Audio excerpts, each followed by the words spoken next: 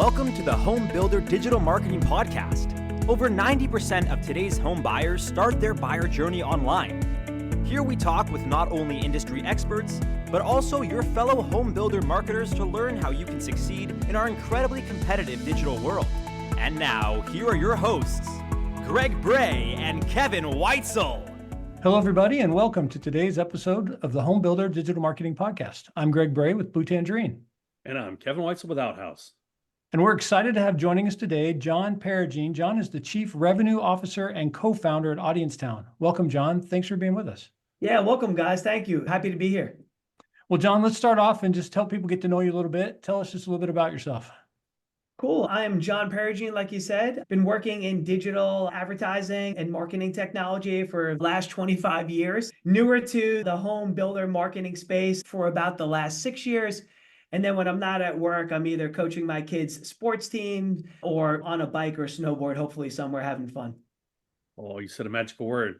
You said bicycles. No, I'm just kidding. Hey, so John, before we get into everything with Audience Town, let's find out something personal about yourself that has nothing to do with work, the home building industry, or family. What do we got?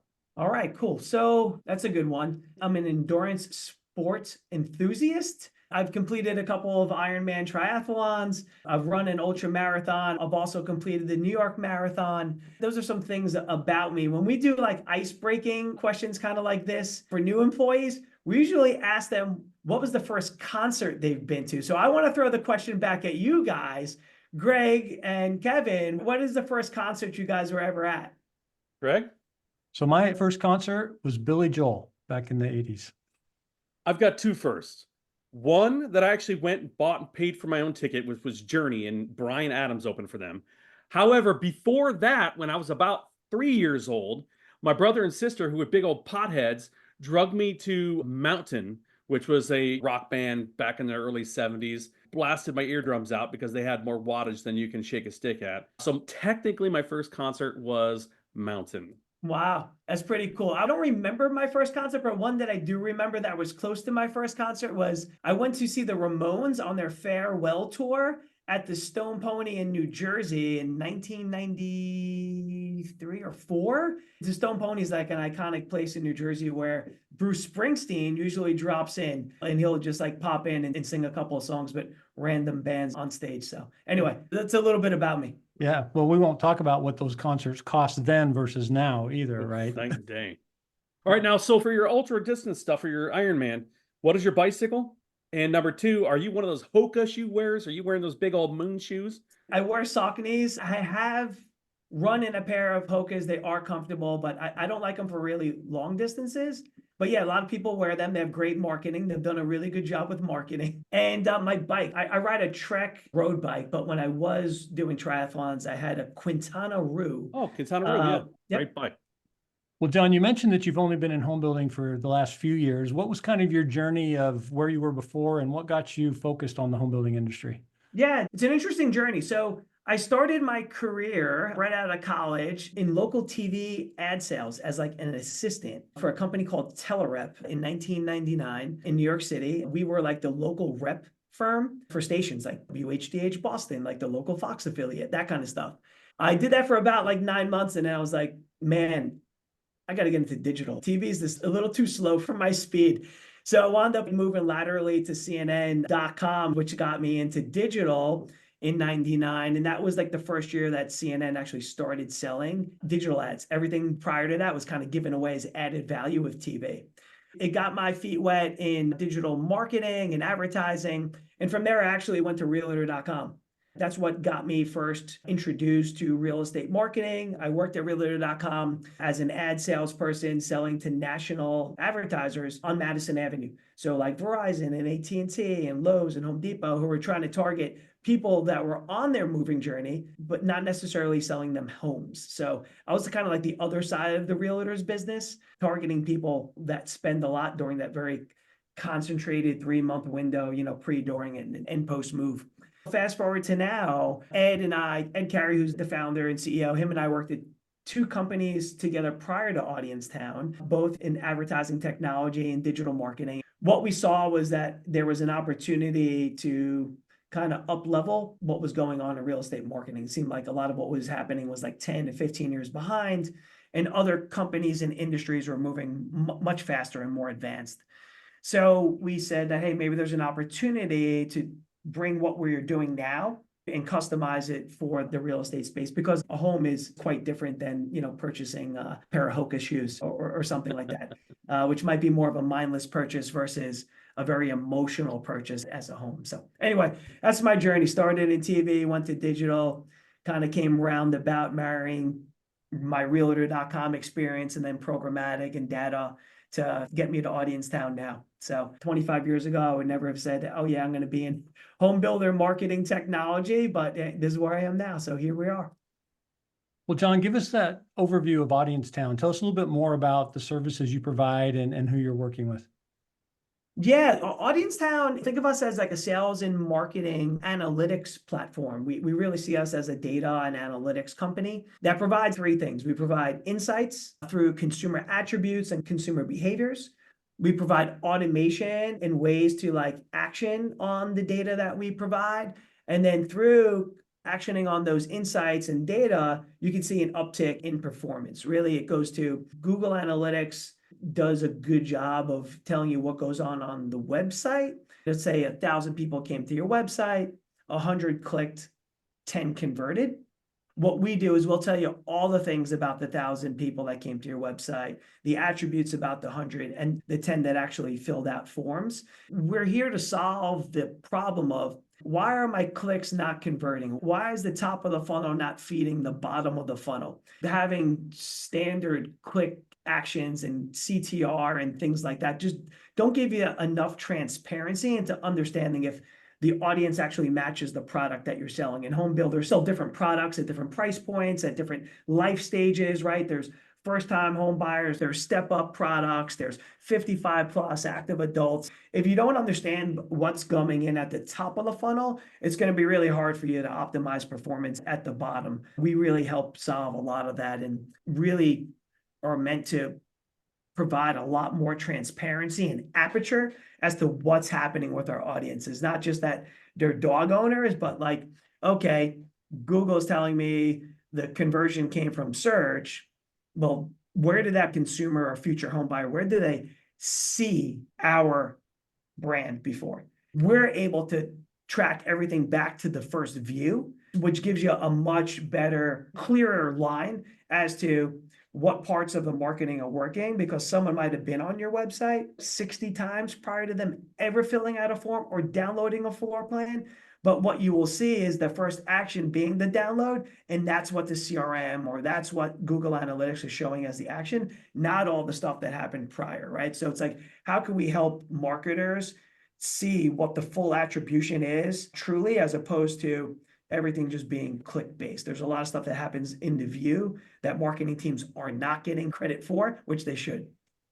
Well, at the end of the summer, I was at a summit. We actually co-host the Home Builder Digital Marketing Summit. It was in Raleigh this year. Anyway, somebody said a pretty interesting fact, and that was that when they were looking at the more finite data points that they saw when they were doing a case study for a builder, that the number of dogs, and not only the number of dogs, the average number of dogs, but the size of a dog even came into play. That allowed them to change their marketing structure and their forward-facing outreach to include dogs in their imagery and in their videos. And they saw an uptick in their response rate. Can you expound on that? Because I don't remember who was the one that gave that factoid. It could have been you. I don't know. Was it you, John? Yeah, it must be a handsome bald guy from New Jersey.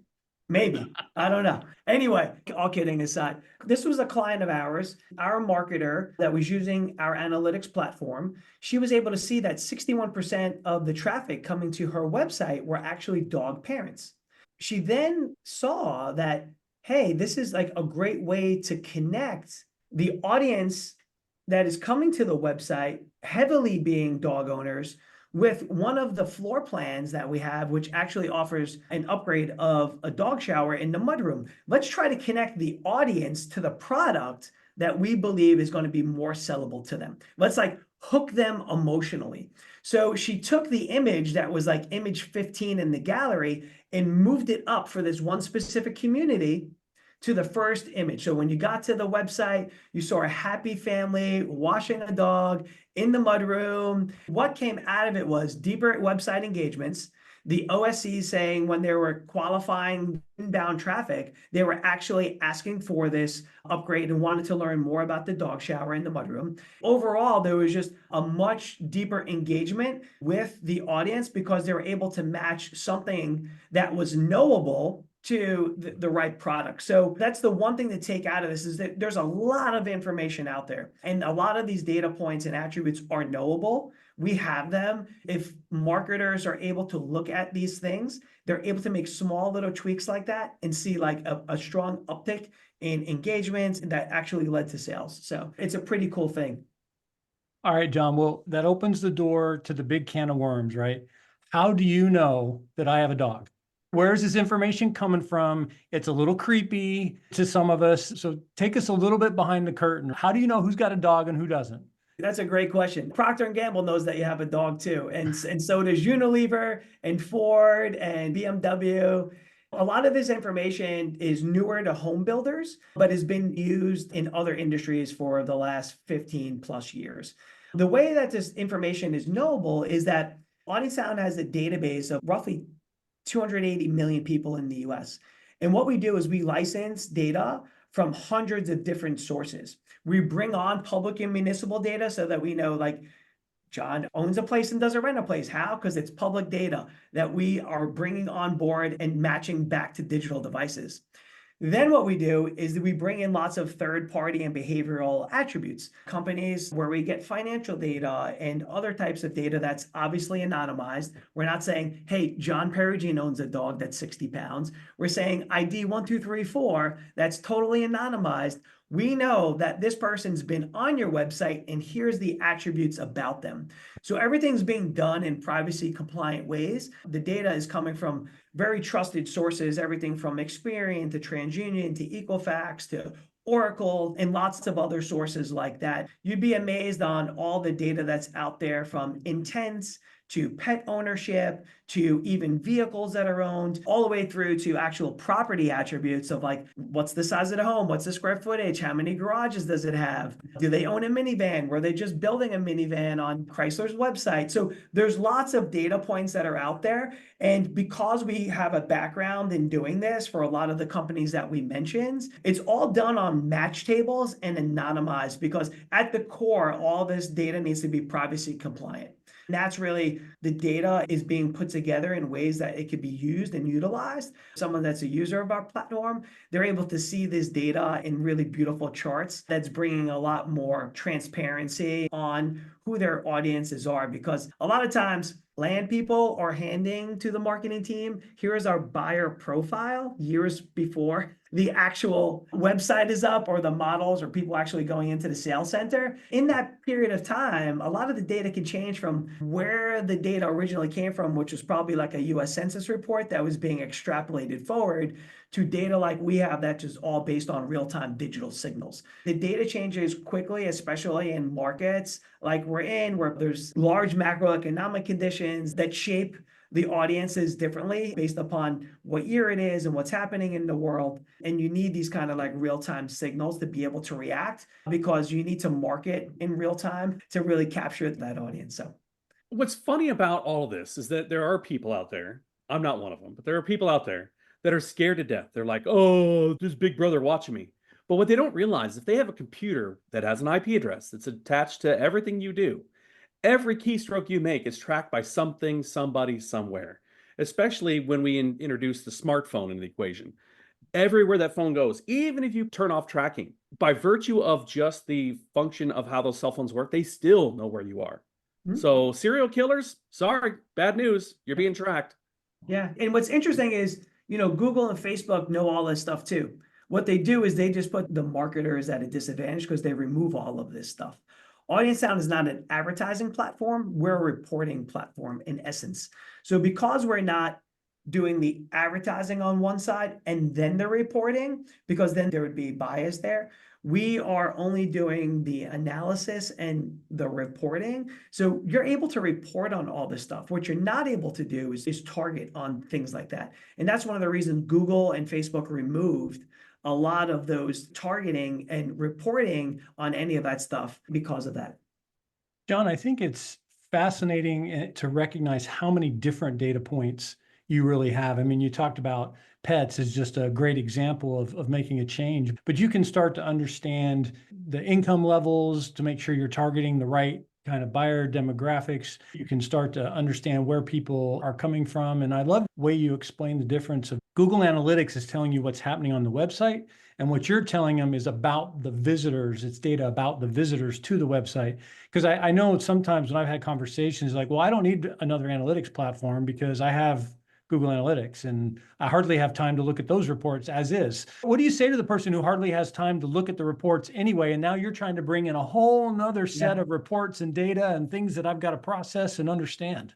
That's a great question. So we're not a replacement for Google Analytics. Maybe one day, but Google's a pretty big company. It's going to take a lot of time to try to replace them totally. We're friends with Google. So we look at it as like you have Google Analytics and then you add Audience Town and 1 + 1 = 3.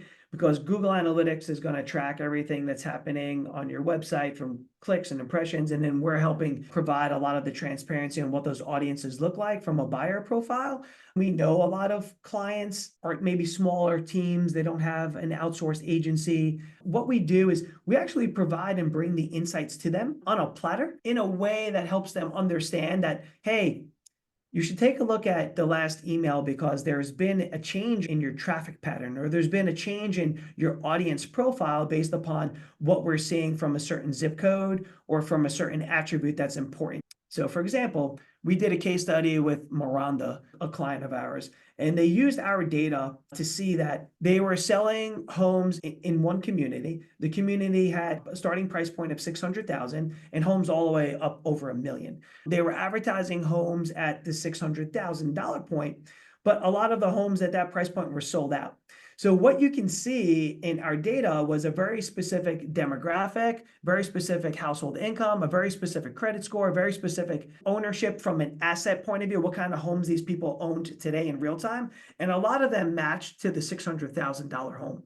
When they start to analyze their search terms, because we overlay our data on search, referrer, and all the website traffic, they were starting to see that, oh man, the audience that we're bringing in from our outbound marketing aligns way closer to the $600,000 price point. No wonder we're not selling any of the $1 million homes. So what they did is they started to adjust their marketing and they stopped advertising the $600,000 homes. They changed their creative to market the $1 million homes. In our platform over the next 3 weeks, you can start to see the shape of the buyer profile change to align with what they were looking for, the $1 million, someone that could afford and purchase $1 million plus home in the areas that they were selling. So without having that data point, it was hard for them to really troubleshoot why this wasn't working. From their standpoint, it worked before, it's not working now, what's going on?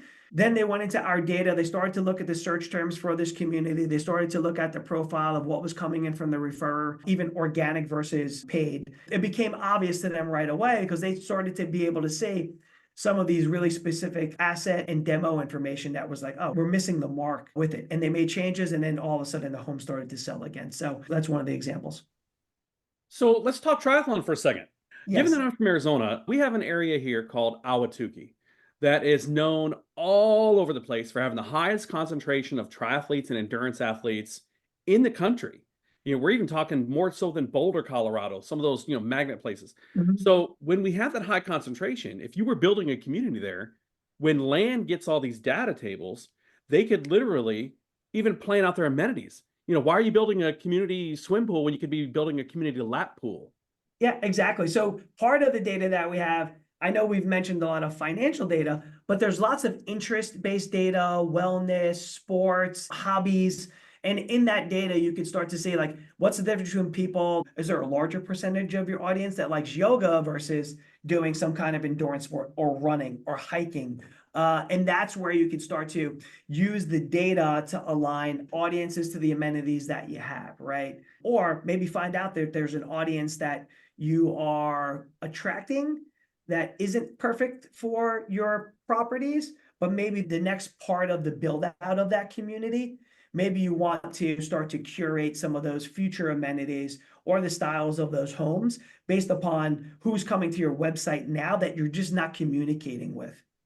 I love the examples you've given about how builders are able to use the data to see, are we attracting the right audience? And the right audience for either the product or the community that we're trying to put out there, or is the message we are sending out, what audience is that message attracting, regardless of whether that's the right product, because then we can change the message. And it doesn't sound like it requires massive changes in some of these efforts on the marketing. I mean, you talked about just moving the order of images on a slideshow to make a big difference in the connection. I think that's fascinating that we can make just these small little adjustments can have a huge impact over time. Yeah, they really do. There's been a huge movement towards consumer first in many industries. The home building industry is moving in this direction. All real estate's moving in this direction. And companies need the technology to be able to support that. Consumers are in control. Home builders and real estate marketers need to be able to have this information on hand. So the more they know about their consumer, the better they can market to them, which will help them, one, save money by not marketing to the wrong people. And then lastly, driving more sales. Because if you're putting better quality in at the top of the funnel, you should get better out at the bottom. So John, what would you say to that marketer who's like, this sounds pretty interesting. I could really use this data, but they've got to go convince the person who controls the budget, whoever that might be, that they really need more data. What kinds of things could you offer them that would help explain the power and the benefit to the person they've got to convince that this would be useful? Yeah, what we usually like to do is give clients a demo and try to invite as many people into that demo as possible. Besides going through case studies and examples about how other builders are using it, we do work with over 20% of the communities in the US right now. So there are a lot of examples from different builders using the technology. But most importantly is get your data in there. It's easy to get started. Get your data in there and start to analyze your data versus data that we could show you in a demo. And then once clients start to see their data in there, it starts to unlock ideas and thoughts and different ways for them to action, because they actually know their communities better than we do. What we do is we know the consumer. So when we start to bring this consumer information to them, they're able to start to connect dots pretty quickly. But the best way to do it is getting their information in there so they can connect the dots as quickly as possible. It means more to them when they see their data in it as opposed to a demo account. Do you feel like builders are still behind in the sense of wanting this kind of data compared to other industries, or are we finally starting to recognize as an industry that we need to take advantage of tools like this?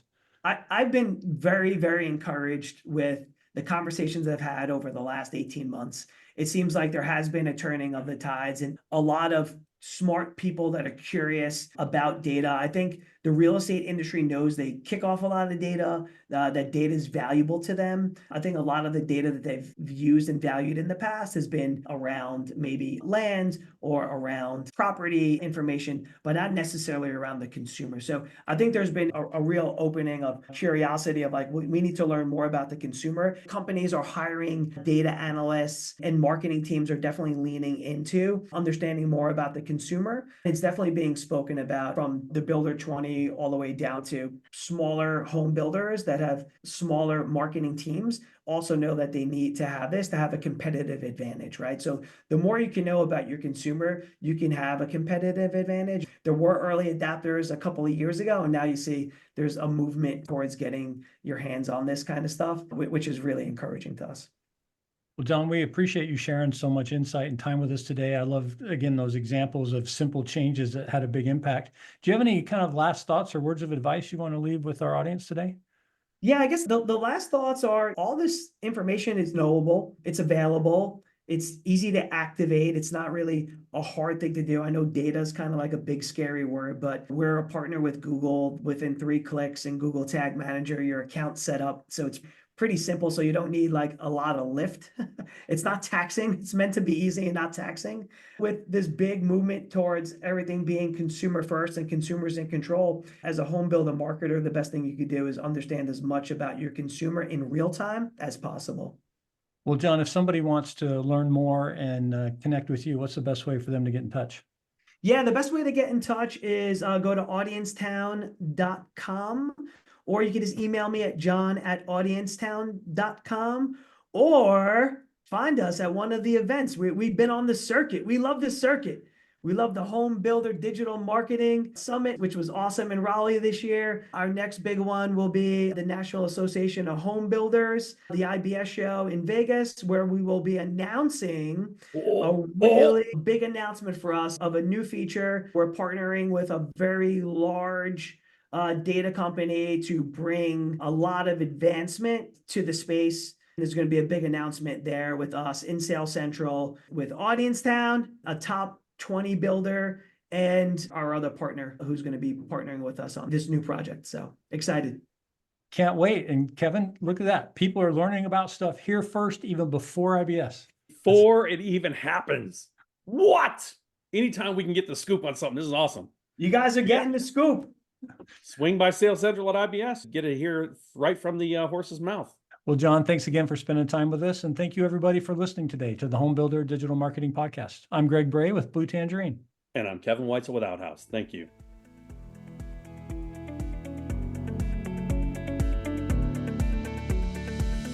Thank you for listening. To learn more about how Blue Tangerine and Outhouse can help you generate more qualified home buyer leads, visit bluetangerine.com and outhouse.net. If you've enjoyed our show today, please tell a friend, leave us a review, and subscribe on your favorite podcast platform. Be sure to join us again on the Home Builder Digital Marketing Podcast.